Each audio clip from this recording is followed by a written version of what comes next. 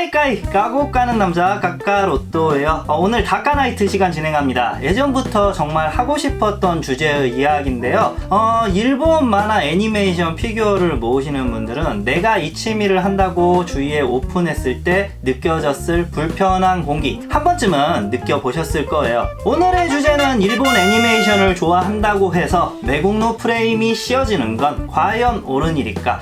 저는 드래곤볼을 너무 좋아하는 팬이라서 이 채널을 운영을 하고 있지만 오늘 할 이야기를 무작정 일본 작품은 좋아 이딴 식의 억지 주장을 할 생각은 없어요. 본질에 관해서 이야기를 하고 싶은 거지.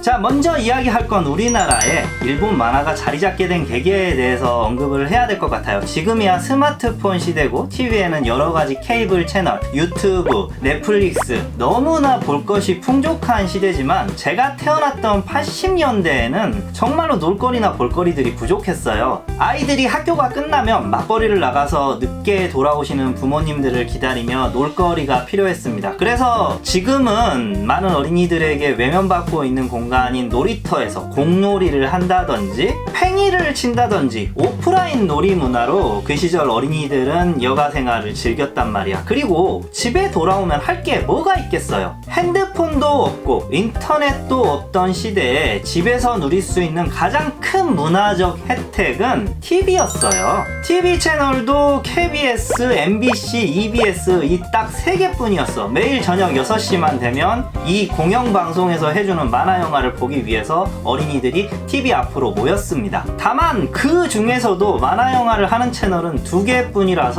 어린이들이 볼 수 있는 만화 영화가 지극히 한정돼 있었어요. 이 매일 저녁 20분의 짧은 시간을 행복하게 해줬던 게 바로 일본 만화였습니다. 지금의 7080 세대가 일본 만화에 대한 향수가 있는 건 이때 이런 작품을 보고 자랐기 때문이라고 생각해요. 은하철도 999라든지 미래소년 코난, 세일러문 등등. 당시에 그런데 저는 이 만화들이 일본 만화라는 걸 몰랐습니다. 그리고 이때 간간히 국산 애니메이션이 제작해서 등장을 했거든요. 제일 처음 봤던 게 달려라 하니, 그리고 국산 애니메이션으로는 최고 시청률을 찍은 나라라 슈퍼보드, 영심이라든지 유명한 국산 애니메이션들이 있죠. 지금도 국뽕, 일뽕이라는 말이 있지만 제가 생각하기엔 당시에 방송국에서도 국뽕이 조금은 있었던 것 같거든요. 왜냐면 아무리 일본 만화는 재미있더라도 정규 편성으로 2회차를 하는 경우는 거의 없었거든. 그런데 나라라 슈퍼보드 같은 경우는 제가 재방송을 몇 번을 봤는지조차도 기억이 나질 않아요. 엄청 했었어. 나라라 슈퍼보드가 최고로 심했다 뿐이지 이 재방송은 국산 애니메이션들은 도저히 피해갈 수 없었던 관문이었거든요. 그러면서 방송에서 어필을 했던 게 있거든. 국산 만화라고. 이때 저는 알게 된 거예요.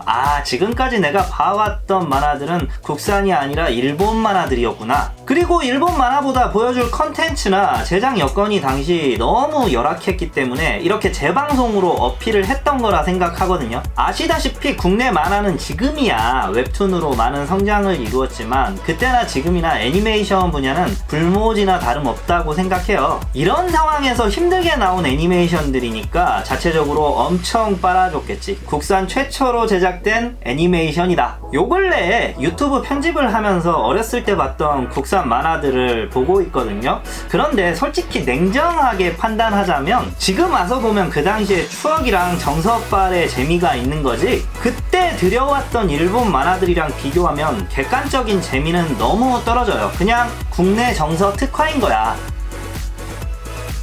그리고 어린이들에게 볼거리가 많은 채널이 1990년에 탄생하게 됩니다. 바로 SBS 방송국이었어. 제 기억으로는 여기서 해줬던 일본 만화들이 꽤 재밌는 게 많았습니다. 대표적으로는 피구왕 통키. 이건 거의 신드롬이었지. 애들이 방과 후에 다들 불꽃마크 그려진 피구공을 들고 운동장에 모였을 정도니까요. 축구왕 슛돌이, 파워레인저, 그리고 미니카 열풍을 불러일으켰던 달려라 부메랑까지. 인기를 끌었다는 만화는 거의 다가 일본 거였어요. 이 일본 만화가 어린이들 사이에서 워낙에 인기가 좋으니까 나름 방송국에서도 이 일본 문화의 정서를 지우기 위해서 노력을 했던 부분이 있습니다. 바로 일요일 아침 9시에는 일본 만화를 틀어주지 않고 미국 계열의 디즈니 만화를 틀어줬어요. 이때 했던 좋아했던 게 뭐 다람쥐 구조대 같은 작품이지. 재밌게 보신 분들도 있겠지만 저는 개인적으로는 일본 만화가 조금 더 재밌었던 것 같아요. 그런데 당시 어른들의 인식은 일본 만화를 보는 것보다 이런 디즈니 계열의 미국 만화를 보는 것에 대해서는 대단히 우호적이었어요. 실제로 라이온킹 같은 작품들은 엄마랑 아빠랑 같이 비디오 빌려와서 집에서 같이 틀고 보기도 했으니까.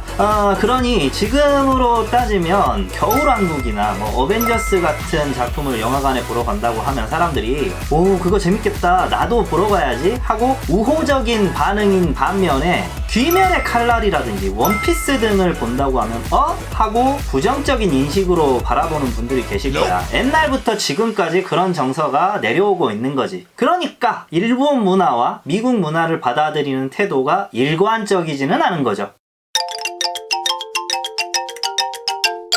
그리고 드디어 SBS가 창립되던 90년도에 한국에 엄청난 핵폭탄이 떨어집니다. 바로 드래곤볼의 정식 출간이었어요. 이때가 만화 출판계의 황금기라고 할 수 있습니다. 드래곤볼 덕분에 사람들이 관심도 없던 국산 만화 서적들을 돈을 주고 사서 봤을 정도였으니까요. 그동안 국내에 일본 애니메이션은 들어왔지만 일본 만화로는 처음으로 국내에 정식 발간된 작품이 이 드래곤볼이에요. 그 전까지는 일본 만화책의 수입은 금지가 돼 있었습니다. 그리고 이 드래곤볼의 효과로 IQ 점프라든지 드래곤볼 단행본을 한 권씩은 다들 사보신 경험이 있을 거예요. 제가 팬이라서가 아니라 그만큼 시대의 아이콘이었고 영향력이 대단했죠. 무엇보다 엄청나게 재미있었지. 그거 하나로 앞에 있는 모든 말들이 설명이 되는 거야. 이 드래곤볼이 국내에 정식 발매가 된 건 국내의 1세대 만화 작가분들이신 떠돌이까치의 이현세 작가님, 나라라 슈퍼보드의 허영만 작가님 등 만화가들이 모여서 회의를 했답니다. 이걸 들여오면 좋을지, 국내 만화계에 어떤 영향을 끼칠지 여러가지 고민들이 있었겠죠. 이제 작가님들이 들여오자라고 의견을 모으셨기 때문에 드래곤볼은 정발될 수 있었다는 거. 저는 국내 만화 작가님들의 이 행보가 오늘 제가 하고 싶은 이야기하고 맞물려 있다고 생각해요. 작가라면 자신의 작품에 얼마나 자부심이나 사랑하는 마음이 크겠어요. 근데 어떻게 보면 일본 만화가 들어오면서 자신들의 입지가 흔들리고 국뽕을 외칠 수도 있고 수입을 반대할 수도 있는 상황에 작품의 본질을 보신 거라고 생각하거든요. 자, 앞에 장황하게 국내 만화계의 역사를 늘어놓은 이유는 그런 겁니다. 일본 만화를 좋아하는 본질적인 동기는 일본을 좋아해서 때문은 아니라는 거예요. 복잡하게 돌려 말할 필요도 없어. 근본은 일본 만화가 재밌기 때문이야. 반면에 저는 일본의 드라마나 실사화 영화는 좋아하지 않아요. 취향 차이가 있겠지만 그들이 그 안에서 실제로 연기하고 리액션을 하는 모습들이 너무 오바스러워서 우리나라 정서에는 맞지 않다고 생각하거든. 근데 일본 애니메이션을 좋아한다는 단편적인 부분만 보고 친일이다, 매국노다 이런 자극적인 표현을 쓰는 거는 문제가 있다고 생각을 해요. 일본 애니를 좋아한다는 사실 때문에 친일이라는 한 프레임에 가둬놓고 매장시키기에는 논리적으로 너무 부족한 거 아니야? 한 번은 그런 일이 있었어. LG 가전 배달할 때였는데 기사 지인을 알게 돼서 소개를 받았거든요. 소개를 받은 사람이 나랑 동갑이라서 바로 말을 놓고 친구 먹기로 했지. 술자리가 끝나고 남자 4명이서 노래방을 갔어요. 제일 마지막쯤에 제가 드래곤볼 주제가를 일본어로 불렀습니다.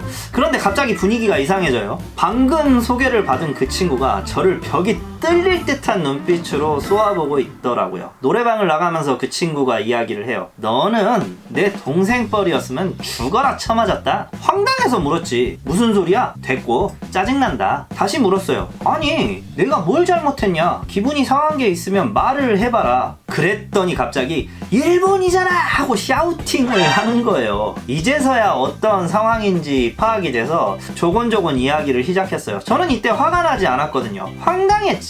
야 그래 일본 노래를 불러서 기분이 나쁜 거야? 그런 논리대로라면 네가 지금까지 술 먹고 열심히 놀았던 이 노래방도 일본의 가라오케라는 문화다. 네가 그렇게 애국자라면 일본 문화인 이 노래방 자체도 즐기지 말아야 할 거 아니냐. 그랬더니 하는 말이 내가 역사를 너무 좋아해서 일본은 죽도록 싫어한대요. 이미 술이 취해서 횡설수설하고 있는 거지. 그래서 내가 또 물어봤어. 아, 역사를 그렇게 좋아하면 너 을사오정 누군지 한번 대봐라. 네가 정확하게 말하면 내가 너한테 사과할게. 그랬더니 대꾸하는 게 기가 막혀요. 난 식빵 그런 건 모르겠고 나랑 이 자리에서 맞짱 한번 뜨자. 황당했지. 30대 중반에 맞짱 신청을 받았어. 이제는 더 이상 대화가 되지 않을 것 같아서 같이 계시던 형님이 말리고 저는 그 자리를 빠져나오고 마무리가 됐습니다.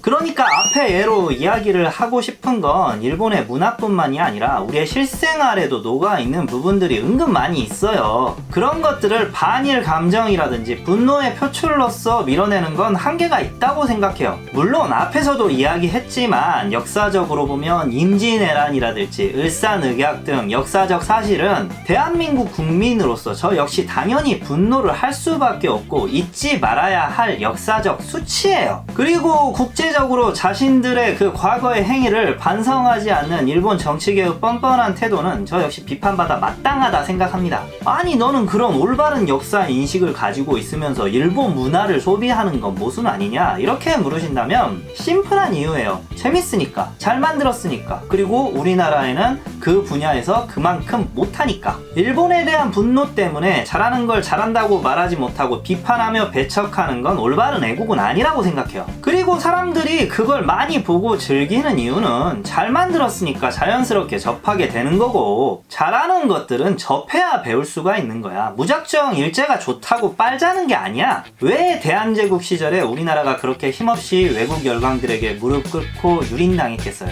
흥선대원군이 펼친 쇄국 정치 때문이라고. 그냥 우리나라가 우수한 민족이고 잘난 민족이라서 오량캐들의 문물 따위는 받아들이지 않겠다는 이 꼰대주의적인 마인드, 잡법주의가 이 나라를 망친 거라고요. 지금 시대는 더 그래. 엄청 개방된 세상이잖아. 아까 그런 친구들이 다이소, 유니클로, 롯데백화점, 일본 기업인지 모르고 잘만 갈 거야. 이런 거야말로 모순 아니에요? 단순히 일제가 나빠라고 부정짓기엔 편리하고 좋은 것들은 받아들이는 태도도 필요해. 아까 앞서 옛날 만화도 이야기했지만 이제는 공중파에서 일본 만화를 틀어주지도 않아요. 그런데도 어린 친구들은 원피스나 귀멸의 칼날 등 일본 만화를 찾아서 봅니다. 누가 이거 시켜서 뭐 어둠의 세력이 일본 문화 사상을 교육시키기 위해서 뿌려지고 어린 친구들이 그거에 열광하고 있는 거야? 아니야. 자연스러운 거예요. 그냥 만화의 본질인 재미가 인터넷으로 입소문으로 퍼져서 보게 된 거라고.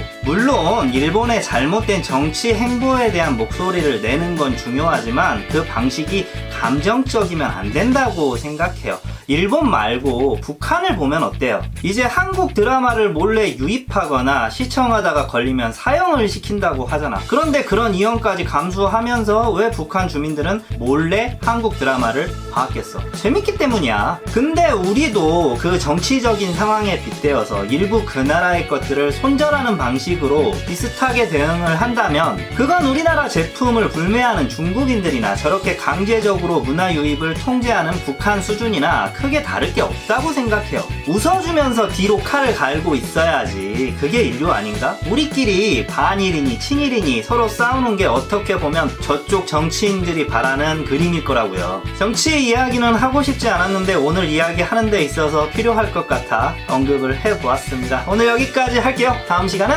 피겨 리그로 돌아오겠습니다. 건강 유의하세요, 가독자님들. 까바!